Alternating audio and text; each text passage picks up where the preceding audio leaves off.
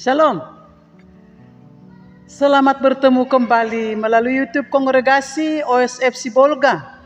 Kami sampaikan salam sukacita dan damai sejahtera dari Tuhan kita Yesus Kristus kepada semua yang aktif mendengarkan renungan ini. Semoga kita selalu mengalami sukacita, bahagia, dan damai sejahtera.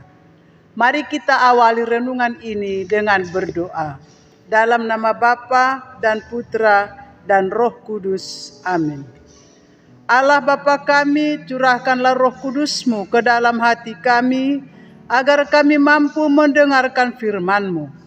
Anugerahkanlah kepada kami cahaya-Mu, yaitu Yesus Kristus, Sang Adil, Saudara dan Pembimbing kami, kini dan sepanjang segala masa. Amin. Saudara-saudari yang terkasih dalam nama Tuhan kita Yesus Kristus, pada hari Minggu biasa ke-25 ini, Bunda Gereja Kudus merenungkan Injil Lukas bab 16 ayat 1-13, yaitu tentang perumpamaan tentang bendahara yang tidak jujur. Lalu Tuhan itu memuji bendahara yang tidak jujur itu, karena ia telah bertindak dengan cerdik. Yesus berkata, "Ikatlah persahabatan dengan mempergunakan mamon yang tidak jujur, supaya jika mamon itu tidak dapat menolong lagi, kamu diterima di dalam kemah abadi."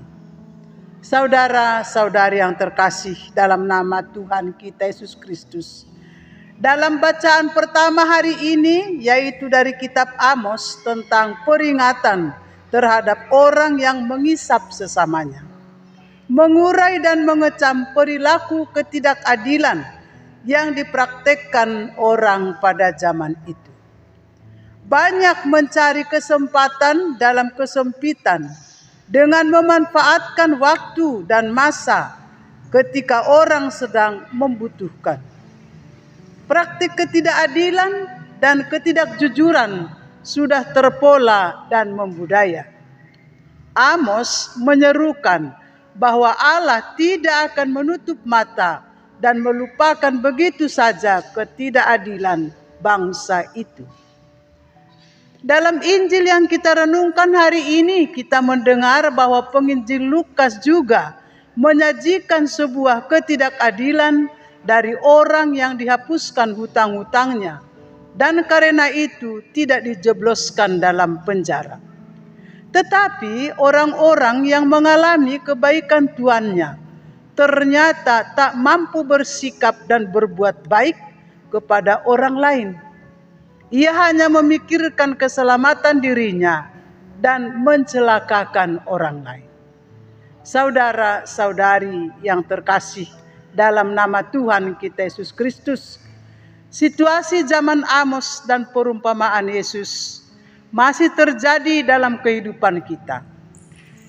Kita menyaksikan bagaimana masyarakat kita mendobrak praktik ketidakadilan dalam negara kita yang pro dan berjuang untuk menimbun mamon, harta benda duniawi, daripada mengabdi kepada Allah melalui tugas dan pelayanan mereka. Kaum miskin dan marginal terlupakan dan terabaikan. Saudara-saudari yang terkasih, kita perlu melihat diri. Apakah kita juga terlibat dalam praktik ketidakadilan sosial yang terjadi di dalam masyarakat kita? Apakah kita bekerja hanya untuk mengumpulkan uang dengan tidak jujur, melalui korupsi, kolusi, dan nepotisme?